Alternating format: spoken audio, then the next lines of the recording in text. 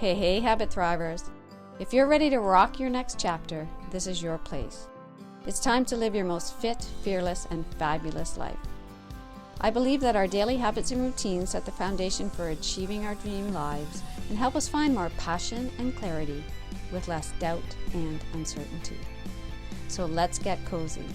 Grab your planner and your favorite beverage and come along with me on this journey of reclaiming your passions and finding new ones along the way.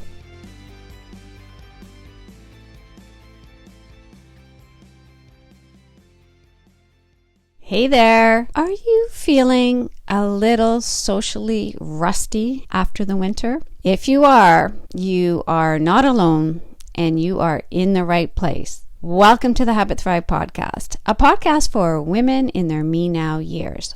Hi, I'm Lorrie, your host, and I'm so excited to welcome you if you are a new listener and to welcome you back if you are a longtime listener. Here on the Habit Thrive podcast, we are all about being present, both being present in the current season. So here we are in the spring, we are moving into the month of May, and being present in this glorious season of our lives.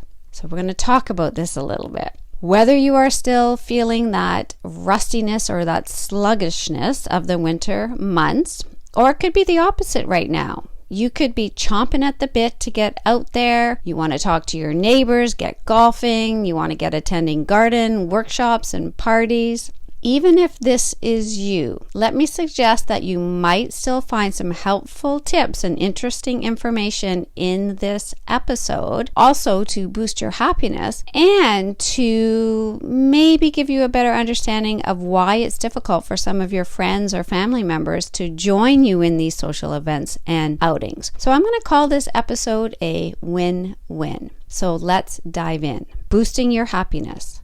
Why now is the time to sharpen your social skills habits. The idea for the topic of this episode actually came to me just a few days ago as I was reflecting on my first real social event of the spring and summer season. It was a fundraising event for women only. First and foremost, it was an amazing event at so many levels. My head is still spinning. The women who organized this event were professional, innovative, engaging, and it was truly an honor to not only participate in this event, but to see how a community of women can come together to support each other and to raise funds for our community cancer care initiative. All of this being said, it was also an aha moment for me in terms of how my social skills have become a little rusty through the long winter. And might I suggest that for many of us, our social skills or habits of socially engaging became rusty over COVID, and we're still kind of feeling that residue.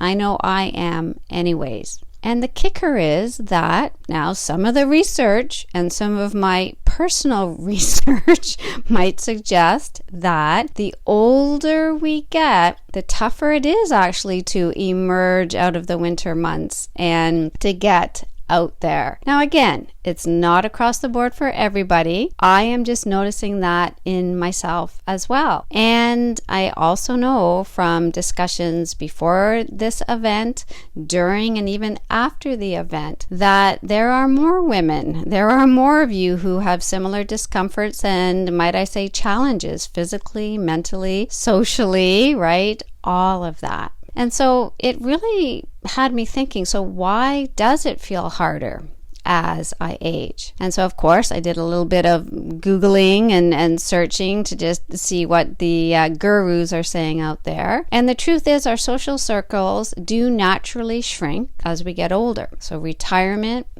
kids growing up, moving homes, health challenges, they all shift our regular contact points. There's also research showing that our executive function, in our brain, our ability to plan, to manage time, and switch between social tasks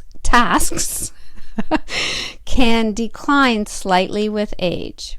And let's not forget, we get choosier, might I say fussier. We know what we want and who we enjoy. We get kind of set in our ways. But this can also make us less open to spontaneous connection. So in addition to what the research says, let me share a couple of personal discomforts and challenges that myself and some of my table mates chatted about last weekend. So just a few, because I could probably go on for a little bit, personally anyways. But number one was that there were a few of us at the table mentioning that 9:30, 10 o'clock is our bedtime, and that it took a little bit of preparation a few nights before and a little bit of planning into the evening and even thinking about the next day to plan on staying up potentially until midnight.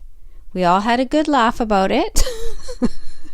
But I was actually surprised at the number of women who that tends to be. Now, from an Ayurvedic perspective, that's always my recommendation, is that we are in bed by 10 and ideally up by 6. But I really didn't know as many people were doing that as well. That was a little bit of a challenge. And might I say right now, a few of us, my table mates, we did make it till past midnight. So number two was the whole concept of trying to find something to wear for an evening out, right? We're not in our 20s and our 30s and we're just like, go through our closet, grab something from like piles of different choices, right, to put together to go out. Oh no, this is way more challenging. You would think it would have been easier because there was a dress code and it was jeans. It was jeans and perhaps something blingy. But even when we're talking about jeans, I'm like, I have skinny jeans. I don't think skinny jeans are still in style. Well, I have these wide leg jeans, but they don't go with my boots. I can't wear those boots because I can't dance in those boots. I need those boots because I want to dance in them, and I need these jeans because they go in my boots. And I want to be comfortable when I'm sitting. You know, what happens after dinner and I've got these pants on and I'm not comfortable. and even with the bling, oh my gosh, that necklace is too heavy for me. That's going to hurt my neck by the end of the evening. I have to dial down this bling. I was honest to goodness, and I was not the only one. And I was not the only one who tried on some various outfits, not on Saturday, but for the few days before the event. So just interesting. And yeah, we laugh, right? That's just the way it is. Number 3, to drink or not to drink. How many drinks do I have? If I decide that I'm having a drink, right? I need a ride there. I need a ride back. I need to figure this out. What am I doing the next day? What do they have to drink? I'm a bit of a cocktail snob. For those longtime listeners, you know that I'm a bit of a cocktail snob. And so I'm like, oh, and I don't drink wine. And so, but I don't want to have beer, like, because dinner is so close to having a beer. And oh my goodness. All right, Lorrie, relax. Decide, right? So the whole question when you get in is, how many drink tickets do you get as well? And so that's like, that stops you in your tracks. And we had that discussion like with a number of us through the evening. So does somebody want my drink tickets? What do I do with that? And I'll have to tell you, we stayed till past midnight when our rides left, and we got new rides and we made it. We felt like teenagers, right? As my son is reminding me of like the number for taxis in our community, but we did it. We handled it. Number 4, do I bring a purse? Do I bring my phone? Do I bring my glasses? Right? I'm afraid to bring my purse because I'm not used to carrying a purse, so I'm going to leave my purse somewhere. If I don't bring my glasses, which I didn't, of course, I had great difficulty reading the silent auction bids without my glasses. And so perhaps I didn't read something before I went to the event either, because I didn't realize it was cash only. So when I did bid on those silent auction items, I didn't have cash. And so again, apologies. And I might mention there were a few apologies, right? Throughout the evening, because we just apologized. And yes, so there's copious apologies for the inconvenience that I have to bother a friend of mine for cash or find the organizer, to make other arrangements. And I'm like, seriously, Lorrie? So little. Right? So little, but this is what we do. I'm going to say this is what I do. Okay. As we age, is we do make a little bit of a bigger, let's say, deal out of things that are not a big deal. But you can see how it's all connected, right? Like, it's the whole question of, do I bring my purse? And then if I don't bring my purse, where do I put things? That consumed a fair bit of my energy. Did we do this in our 20s and 30s and even 40s? I don't think we did. All turned out. I got my silent auction items. I borrowed some cash and it was all good. But yeah, again, it took up a little bit of energy and it was funny in the end. So the last thing, because again, there are more, right, that I can mention about getting ourselves out the door to a social event in the evening, is just even the physical side of it. Right? Like, how's my hip going to be? My knee, my neck, how's my digestion? I'm coming back to like, are we wearing jeans? I'm like, these skinny jeans are not giving me much leeway if I have a beer and have dinner clothes. So it's like, the one thing for me, too, for my neck, is I have to face the podium. So I like to actually get there a little bit earlier to events like this, so I can find the chair that is facing the podium so I am not turning and either straining that rotation through my spine or my neck. Amongst the table, we're talking about being able to dance with knee issues and then being able to sit for a long period of time with hip issues. And honest to goodness, it's like the organizers they know all of this, right? So they have us playing games and then they have a draw and then you're up to the dance floor and then you're back sitting. They just had us moving throughout that whole time. And I'm guessing not really thinking about, we need to handle everyone's knees, hips, back, and neck. But that's exactly what happened. So I made a note to myself on that because that was just beautiful, beautiful planning. And everybody handled it. We all danced until past midnight, which was amazing. And I'm going to say we better than handled it, because when you think about that kind of I'm going to call it anticipation anxiety or anticipation stress that happens during the day when you're trying to get out the door for like 5 o'clock, the week before, even as you're planning things, you get there, you have a fantastic time. It is so important for myself. I think about this often, is to remind myself in that moment and the next day just how amazing that experience was. I mean, this event was a wonderful, beautiful social event. It filled my heart. I'm still talking about it now, right? I'm still savoring it as I speak about it to all of you. And also, I'm making some mental notes. I'm going to wear those boots again. They worked really well. This worked really well. And so there's a congratulations, I think, that I'm giving myself, and also a planning for the next one. And that happens through savoring. So not to, again, make things to habit and routine, but yes, I will be writing that down. So, because again, it's so natural. It's so natural that these are the thought process that we go through. And so this brings us, and I'm just going to kind of put this like at the end part of this episode, I'm going to put this into 3 parts. So it's a little bit of a circling around and bringing it all together, but also because my brain loves to have things in parts, then I hope you find this helpful too. So what I talked about and what we're looking at in terms of being social in the spring season is that now is a perfect time to be honing your social skills. So that's number 1. Number 2, I'm just going to finish off again with a little bit of research around why it is important in our me now years to be doing this. And then just number 3, a couple suggestions in terms of ways that you can continue to keep your social skills sharp and maybe get a little kind of uncomfortable and edgy out there with some of your skills just to spark things up a little bit.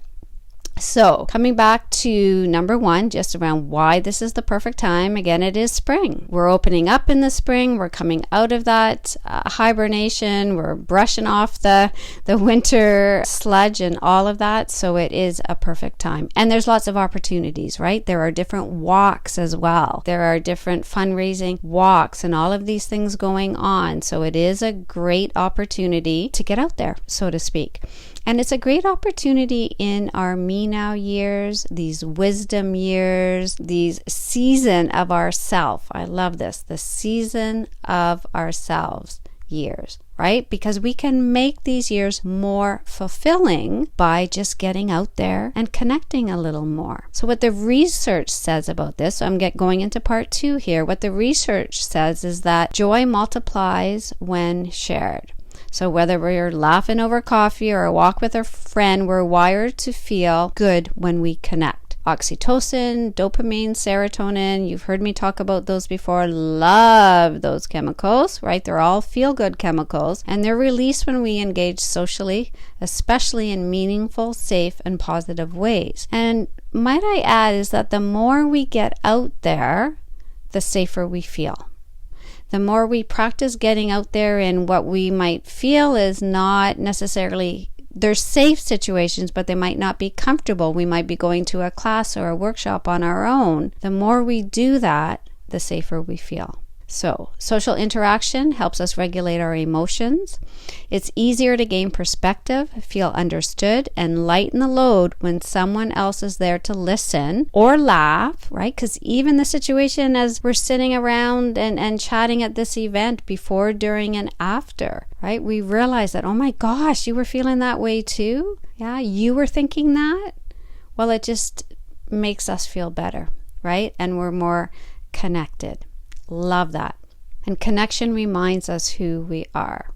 So when we're with others, we're not just caretakers or to-do list managers. We're friends, we're mentors, we're community members.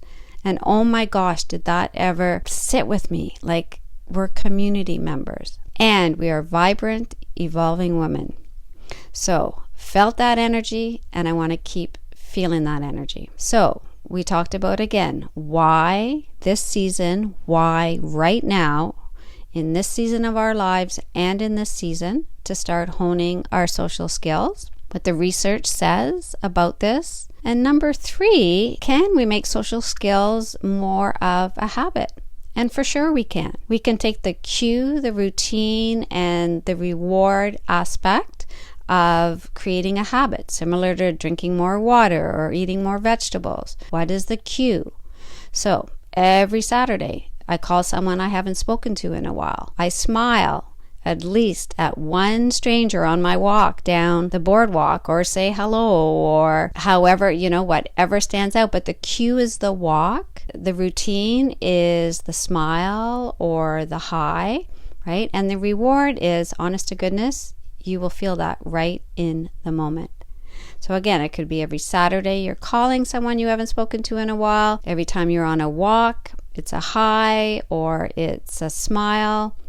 You might check in with a community board on Facebook, those events that come up on Facebook, or even a community board like at the grocery store still, right? And choose one social event a month. And again, you don't have to go alone. And also, you may not normally be the person who keeps their eye on social events going on, right? And then invites other people. I have to say for myself, I'm actually not that person. There are friends that are much better at that will drop into, our friend group and say, this event is going on. Do you guys want to go? There are friends of mine that are much better about that, and that's what they do. And so my role might be to go to those events. Or I could decide I want to just perhaps drop one social event in, not every month, but maybe one over the course of the summer, and just see how that feels. So that is, again, the cue could be once a month, it could be once a week, it could be when you're doing a certain activity, you do the routine and then you savor it after. And sometimes you're savoring with photos, sometimes you're savoring with writing something down in a journal, right? Or you're talking about an event or something you did with friends and family members. And that just increases the chances that you're going to do it again. And then really just think about, what do you want more of in your life? Because you are the one that can bring more of whatever you want into your life. And sometimes it's scary to think, I'm going to put this invitation out and maybe nobody bites. Nobody wants to do it. And then that's when I go to Mel Robbins, right? I go to her let them theory. I go, well, just let them then. They don't want to go. Maybe I'll go. Maybe I'll go on my own. right? So you've got so many tools in your toolbox now, as we've all been together for coming up 3 years in July, but just starting to see again how these tools cross over. So you just let them, and then you go ahead and you do you. And that is the number one. I always come back around and circle back to this at the end of a podcast, right? That you do you. You decide through intention and action how much social engaging contributes to your happiness. And then just get out there and do it. So if you think this episode would be helpful for a friend or a family member, I would love you to send it on. Can just copy and share the episode, and then maybe the two of you can come together to decide on an event or two over the summer months, right? That could happen. And if you want more support with your healthy and happy habits and routines in your Me Now years, check out my free resources and programs on Member Vault. So I'm going to put the link in the show notes. Lorrie Michelson, LorrieMichelson.vipmembervault.com. You can just type that into your browser right now, or you can click the link in the show notes, and that just brings you into my Member Vault, again, where there are free resources on posture and walking, and we'll also let you know what's coming up in the spring and the summer for programs and classes, both locally here and also virtually. So you can take these wherever you are. So remember, this is your time, your Me Now years, your wisdom years. Every small habit, every mindful choice, and every act of self-care is a step towards thriving in this chapter of life. So together, let's take a soft inhale, hugging your heart, exhaling, letting love go and letting love flow. And until next time, stay strong, stay vibrant, and keep thriving. If you love this episode, I guarantee you're going to love exploring all the amazing opportunities that await us in reclaiming our awesomeness together. So come on over to my Facebook group, Women's Wellness Community for women wanting to rock their Me Now years, or let's connect over on Instagram at Habit Guru 365 and make the Habit Guru podcast your healthy new habit.